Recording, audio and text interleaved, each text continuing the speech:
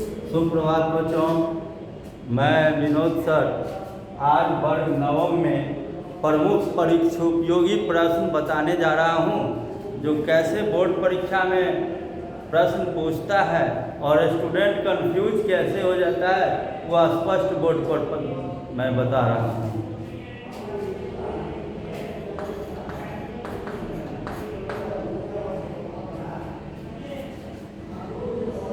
पहला,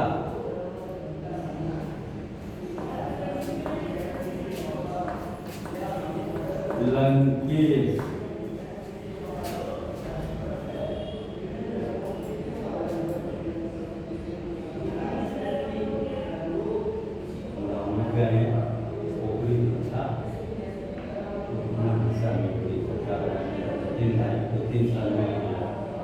तीनों को नसीब देखिए, अगला साल फ्लॉप किया, पानी नहीं होगा। 3 साल लगातार तीनों भाई को फ्लॉप किया। चौथा साल नंबर में आया है, पानी पूरा लगा है, मछली से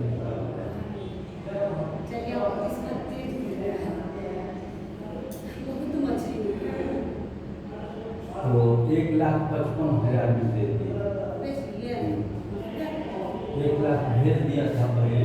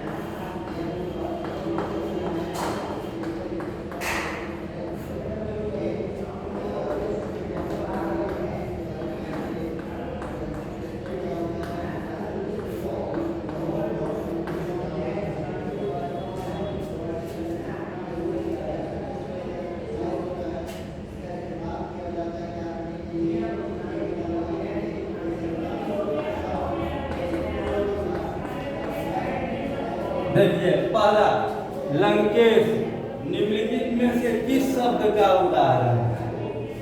आप मॉर्फोलॉजी पढ़े होंगे, शब्द विचार। तो लंकेश शब्द का इस्तेमाल प्रयोग रावण के लिए हुआ है। तो लंकेश जो है वह शब्द जो सामान्य अर्थ को छोड़कर कोई व्यक्ति विशेष को व्यक्त करता है उसको योग रूढ़ कहते हैं, इसलिए सही आंसर आपका योग रूढ़ होगा। दूसरा शब्द, आप प्रतिदिन घर में चीनी खाते हैं, चीनी नहीं मिलता होगा तो उसके लिए मार करते होंगे, उसके लिए आंदोलन करते होंगे घर में। हाँ, तो आप चीनी खाते हैं, कोई दिक्कत नहीं है, खूब खाइए। मगर ये बताइए, खाने से पहले आपने सोचा है कि उस चीनी भाषा कहाँ से आया है? अब वो जो हमारे शरीर में जा रहा है, वो जाने के बाद क्या करेगा, ये कभी सोचा है आपने? अगर ये 2 बात सोच लीजिएगा तो आप परीक्षा में नंबर अव्वल रहिएगा, स्वस्थ रहिएगा हमेशा। समझ रहे हैं ना? चीनी शब्द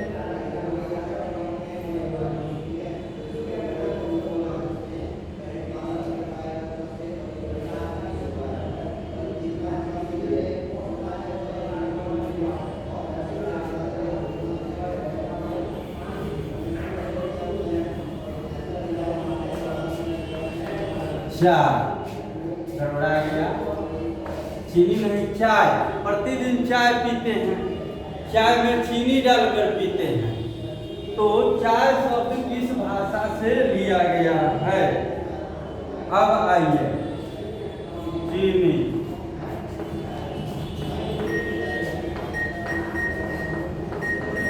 पुर्तगाली। आप चाय प्रतिदिन पीते हैं, चाय में चीनी पीते हैं, चीनी भाषा से लिया गया है। चीनी भी चाइनीज भाषा है और चीनी भाषा से चाय शब्द का प्रचलन हुआ है। अब आपका हम देते हैं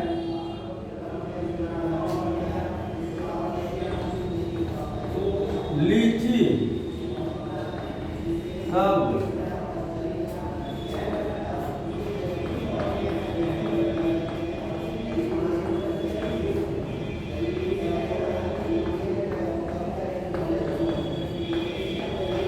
आइए देखिए, लीची शब्द किस भाषा से लिया गया है?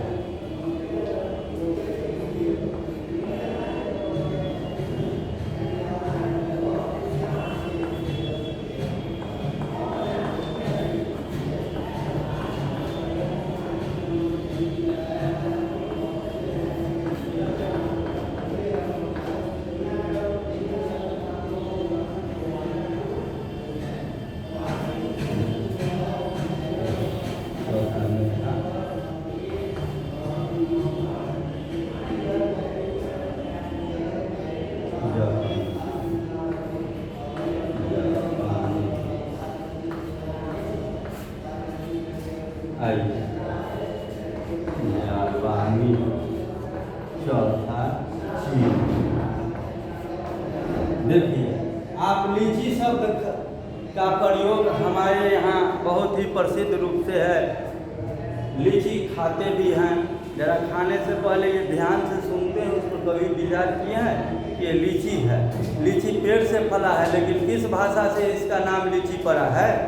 तो लीची भी आपका जो है चीनी भाषा से लिया गया है।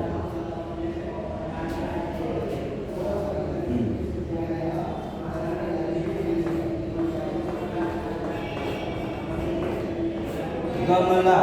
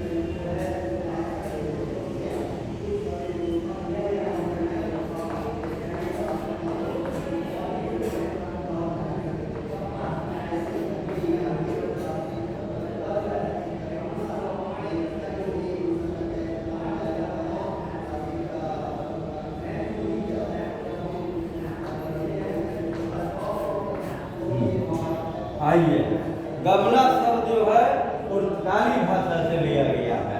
विशेष प्रैक्टिस आप करेंगे तो स्पष्ट आपको पर चल जाएगा। अब है 3 के बाद 4 नंबर में है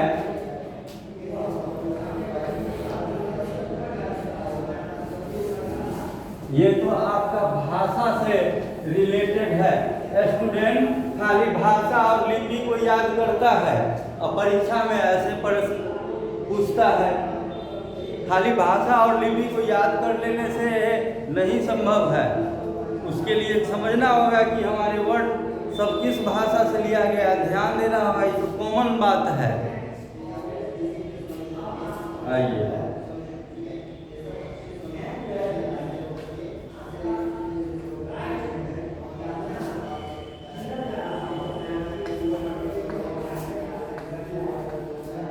हरियर शब्द,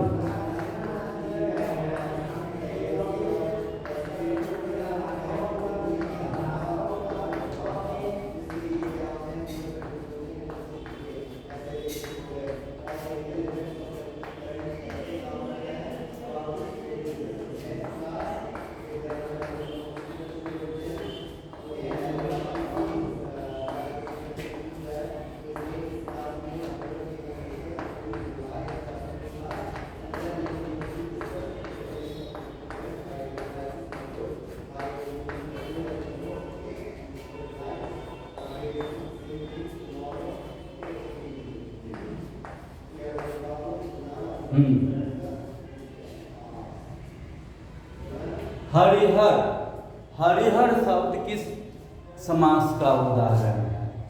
समास में भी 4 नंबर का पूछता रहता है। अब बताइए, हरिहर शब्द का पहले आप डिवाइडेशन कीजिए। हरिहर का मतलब होता है हरि प्लस हर। हरि माने विष्णु, हर माने महादेव, दोनों पद प्रधान होकर बना है। जब किसी शब्द का दोनों पद प्रधान हो, द्वंद्व समास कहलाता है। ये आंसर होगा। अब जो है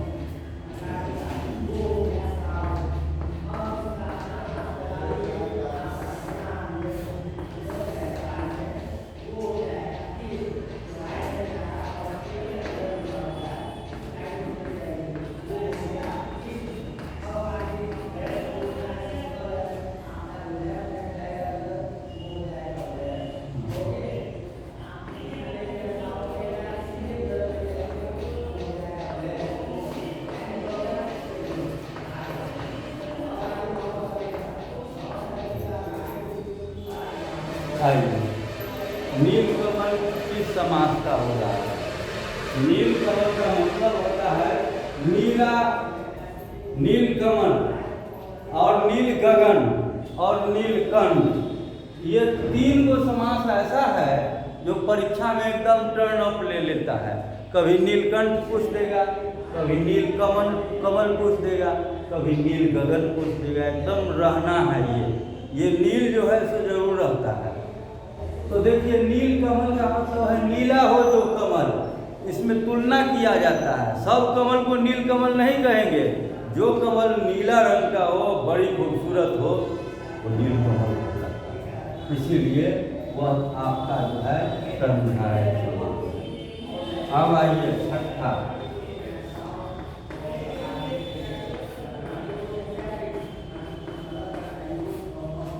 नील गगन।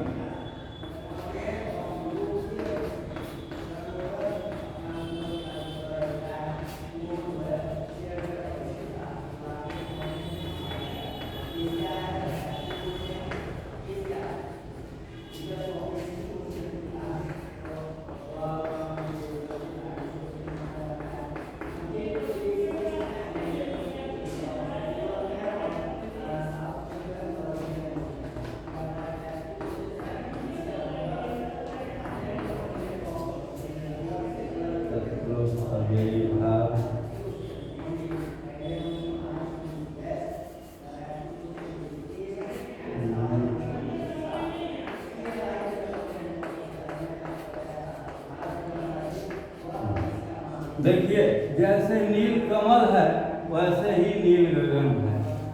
गगन हमेशा नीला होता है। सूरज की रोशनी के कारण आपको देखिएगा दिन के में भी तो आकाश में नील गगन है। भजन भोलेनाथ का भी गाते हैं तो एक नील गगन में जितने तारे मिलकर रहते हैं सब प्यारे, कभी न देखा उनको झगड़ते, कभी न देखा उनको लड़ते, लेकिन इन इंसान को देखो, धरती की संतान को तो देखो, कितने हैं ये हाय कमीना, कितने लोगों का है सुख छीना। तो नील गगन मतलब कर्मधारय समास, दोनों सेम ग्रुप का है। और अगला 7 नंबर में अगर आपको नीलकंठ पूछ देगा तब आप क्या करोगे?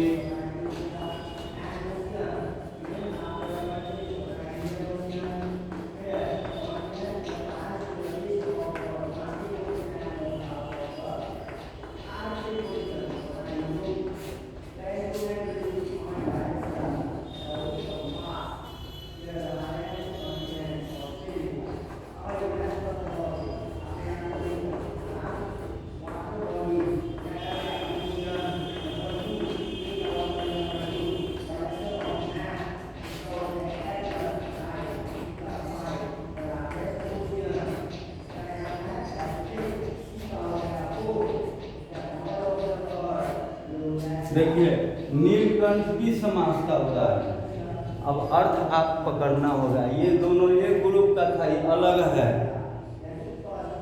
समझ गए ना? देखिए नील जोड़ कंठ बराबर नीलकंठ। नील माने नीला, कंठ माने कंठ, जिसका कंठ नीला हो वह नीलकंठ कहलाता है। और नीलकंठ कहलाने से महादेव का बोध होता है। तो ऐसे शब्द नीला हो जिसका कंठ, सबका कंठ तो नीला नहीं है, एक ही व्यक्ति का, एक ही महाशक्ति का नीला कंठ था महादेव का, इसलिए नीलकंठ उन्हीं का पर्यायवाची शब्द है, महादेव को बोध करता है। तो नीला हो जो कंठ, जिनका कंठ अर्थात महादेव शिव, बहुव्रीहि समास। तो ये आंसर हो जाएगा। 7 नंबर ये हुआ। अब 8 नंबर आपको सवाल पूछते हैं संधि से और मुहावरा से। पहले तो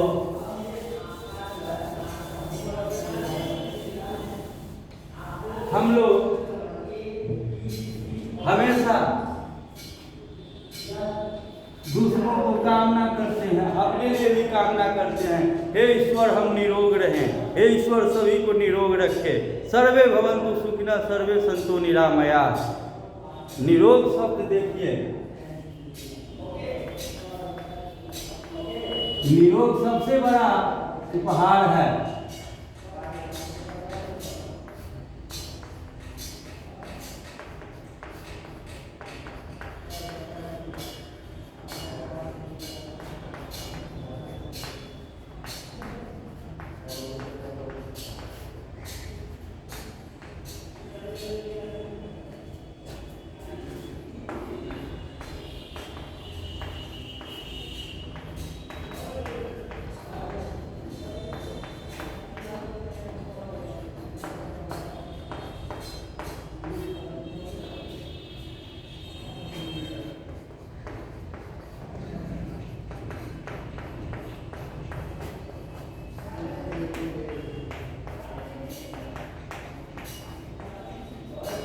देखिए संधि के 3 भेद, स्वर व्यंजन विसर्ग। इसमें चौथा कोई संधि लगाइए नहीं सकते हैं, न परीक्षा में लगा सकता है, और आसान है, आपको 3 गो ऑप्शन है।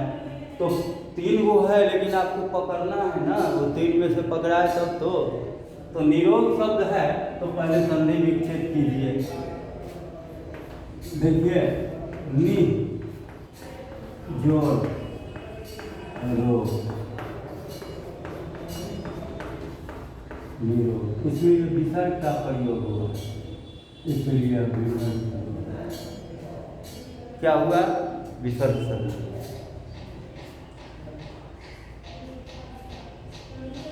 अब है 8 के बाद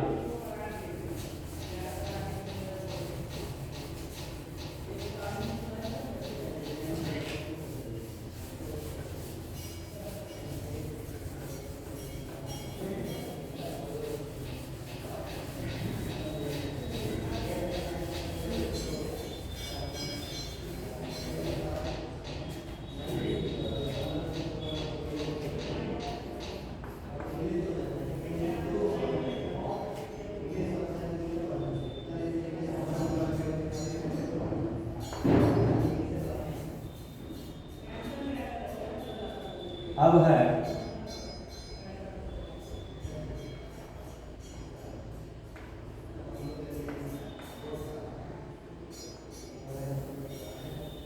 मुहावरा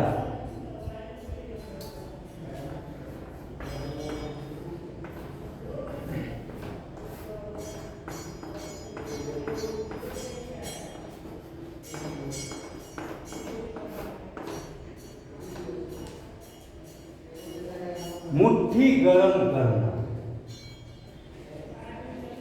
मुट्ठी गरम करना का मतलब होता है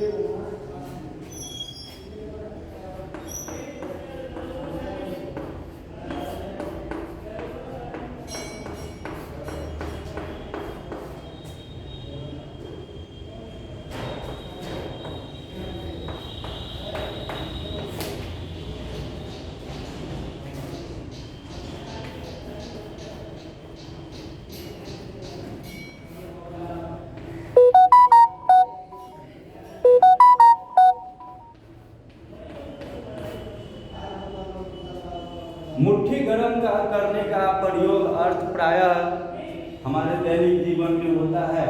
हम रिश्वत किसी को देते हैं या लेते हैं, ये मुहावरा का यही अर्थ होता है। मुट्ठी गरम करना, पहले तो आप अपने हाथ में मुट्ठी गरम करते हैं, तब आप दूसरे को अपना गर्मी देते हैं, वो अपने हाथ में लेता है, फिर उसका मुट्ठी गरम हो जाता है। आपको लेना होता है तो पहले वो मुट्ठी गरम करता है, फिर आपको देता है तो आपका मुट्ठी गरम हो जाता है। इसलिए दोनों अर्थ में होता है। ये आंसर होता है। 10 नंबर में आपका है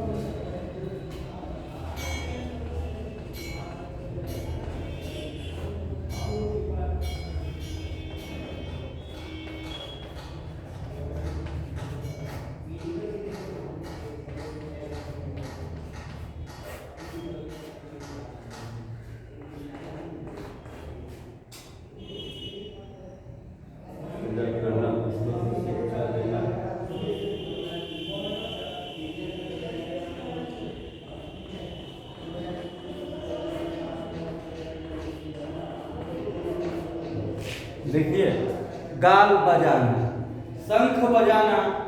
अगर हम कहेंगे शंख बजाना तो उसका क्लियर अर्थ हो जाएगा कि पूजा करना होगा, लेकिन यहाँ गाल बजाता है।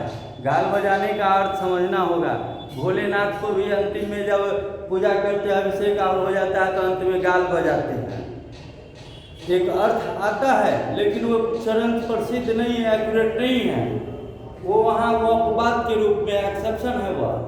अब यहाँ मुहावरा की दुनिया में क्या उसका रियल अर्थ है, वो है गाल बजाना। मुहावरे का अर्थ है पूजा करना नहीं होगा, दूसरों को शिक्षा देना नहीं होगा, तीसरा दूसरों पर प्रभाव डालना होगा, गाली देना यह नहीं है।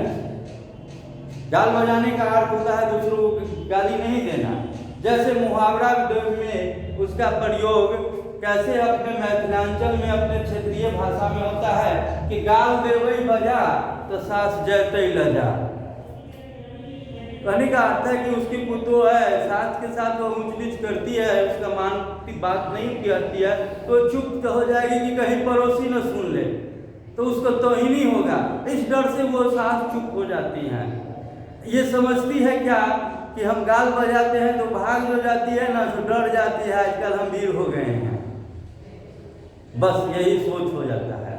तो दूसरों पर प्रभाव डालना रियल आंसर है। गाल बजाने के बाद वो भाग जाती है मैदान छोड़ के। धन्यवाद बच्चों। अब अच्छा तरह से प्रश्न पढ़ के आओगे, ये परीक्षा में अच्छा अंक आएगा अगर पढ़ोगे तो।